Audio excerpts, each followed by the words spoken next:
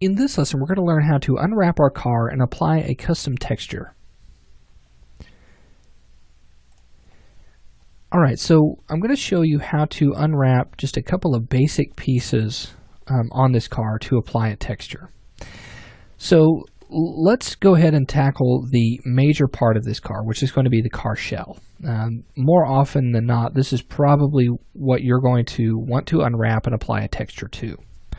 So the way I go about this is I like to go right above my editable poly. I like to select that and then apply an unwrap UVW modifier. With that applied, this is going to allow me to unwrap the shape that we've created and flatten it out into a 2D form. And this is going to allow us to take that UV into something like Photoshop and paint custom textures, like stickers and things like that. So with this selected here, now we're going to go ahead and go into Open UV Editor, and you're going to see that it gives us this. Let's turn off that checker background, and you can see that that doesn't look anything like our car shell. Okay, it's flattened out. It just doesn't look quite right. And as a matter of fact, if we come up here and expand our menu and click on Checker Pattern Checker, it's going to try to apply that to our model. And as you can see, we've got a lot of stretching and skewing, and it just really isn't all that even. And that's because this hasn't been unwrapped properly. So the way that I always like to explain unwrapping or UVing is we want to take a 3D object and we want to cut seams along edges to flatten it out.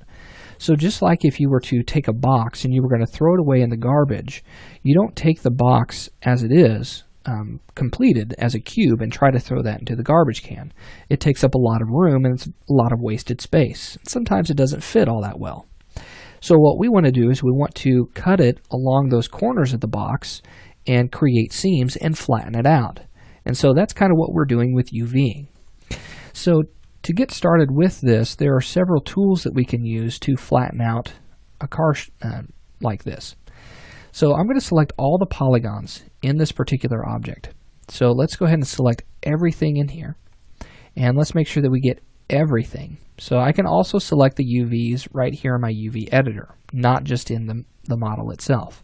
Now, if UVs are something brand new to you, UVs are not the same as the model. Okay, they are on top or on the model, but they are not the actual model itself. So these polygons that I'm selecting are not the polygons of the 3D model. They're the polygons of the UV. Okay, so both very different. All right, so let's select everything right here in the UV editor, and I'm going to go ahead and use what's called flatten mapping. So if I use flatten mapping and just simply hit OK, it's going to break this apart into several pieces. And as you can see, our checker pattern has changed over here.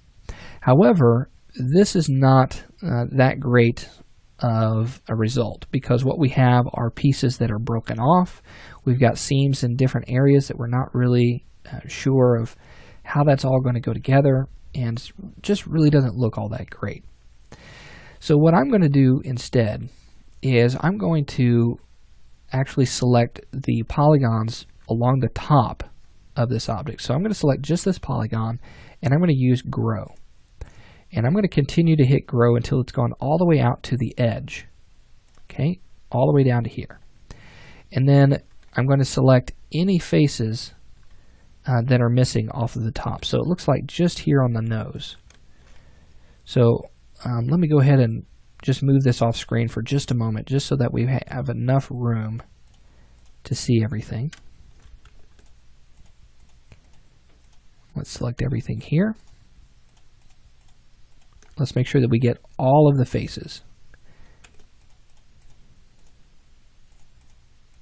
Okay. Now these are the faces of the UV, not of the model. Okay, so if we happen to move these, notice that our Move tool, Rotate tool, and all that are grayed out.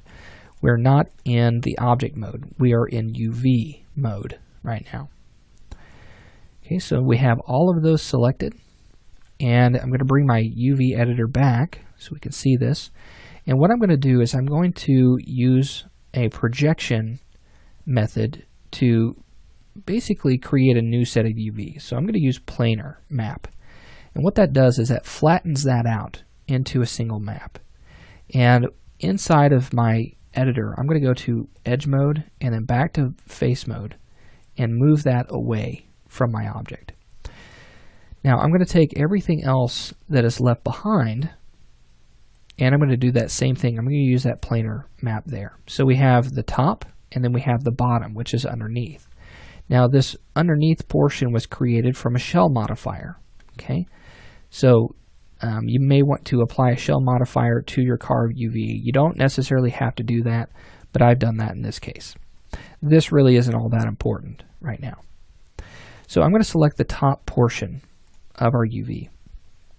And I'm going to use what's called the Relax tool. So I'm going to left click and hold on that. And I'm going to go to my Relax Custom settings. And I'm going to set my settings to Polygon Angles and then Start Relax. Notice how that begins to flatten out. Okay, and our checker pattern looks really nice and neat across the top of our car. Okay, let's go ahead and do the same thing for this one. I'm going to start that relax, and you'll see that it tries to flip around, and it's trying to relax in the correct direction. So it's going to go through that process, and normally, if I hit Control Z twice on that, I don't want it to relax like that. I don't want it to twist on itself. And what it's doing is it's basically the UVs are flipped. So I'm going to right click and just flip horizontal. And then I'm going to start my UV relax. And notice that it didn't twist on itself. Okay. So now what I need to do is I need to take these UVs and I need to put them in this 1-to-1 space. Okay, or 0-to-1 space. And this is where our template is going to be rendered. So anything outside of that is going to be a little bit of an issue. So now with these objects, I'm going to get them really close together, just like so. And then I'm going to pack those. Now it's trying to pack these inside of the space, but you'll notice that I've got a lot of wasted space. So what I'm going to do is I'm going to take one of these, and this is going to be the top. Let me make sure that that is actually on top there so I can remember that. And I'm going to get those really close together. And then I'm going to use my scale tool and scale those to where they fit as much as they can in this area. Okay. Making sure that your UVs fit as much as possible in the UV space is going to ensure that your texture size or your textures are going to show up as full resolution as possible.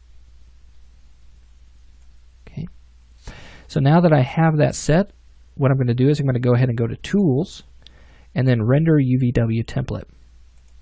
This is going to bring up a tool that's going to allow me to render this out so I could take it into Photoshop and color on it.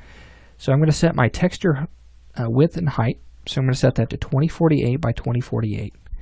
I'm going to make this higher resolution so it looks a little bit nicer. And these settings in here, you can leave them as default, but what I like to do is I like to set my edge color to black, and then I also like to turn off seam edges. I'm going to hit Render UV Template, and it's going to bring up a window, and it doesn't look like it's rendered anything, but the default background is always going to be black, and so my edges are set to black, so it doesn't look like anything is there. So I'm going to hit Save, and I'm going to save this in our Scene Assets folder, and this is going to be in Images, and here you can see that I already have a UV already set up. So I'm going to go ahead and overwrite this, and let's go ahead and save it as a PNG. Okay. Now this is the old UV that we have here.